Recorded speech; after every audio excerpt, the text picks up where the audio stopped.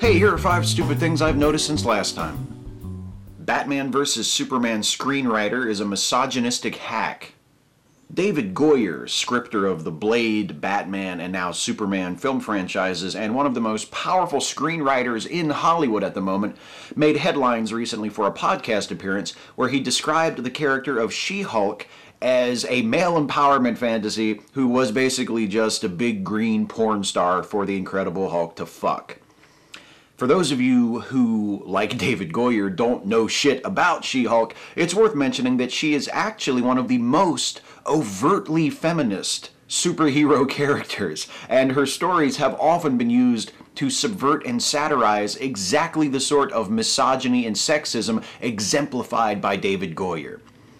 Also, she's the Incredible Hulk's cousin, not his personal indestructible fuck slave.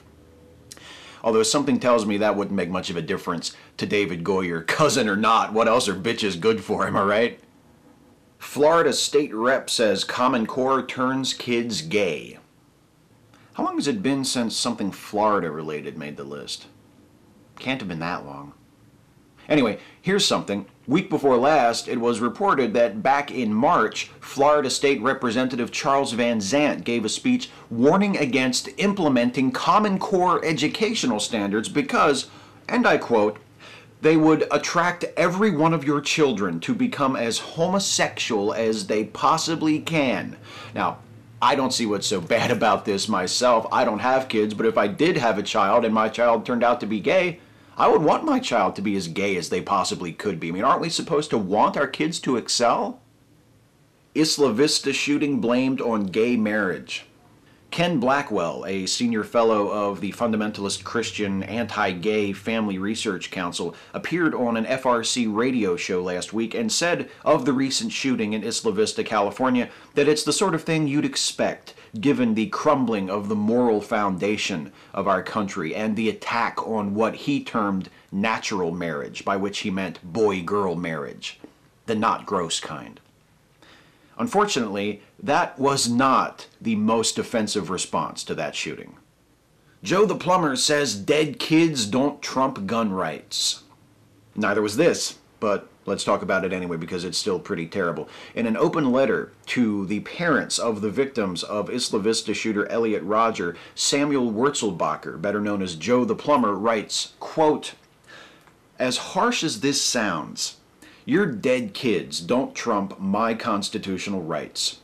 Wurzelbacher specifically addresses Richard Martinez, whose son Christopher is among the dead, who suggested during a news conference the day after the shooting that maybe we should have all been more concerned with his son's right to live than with gun rights.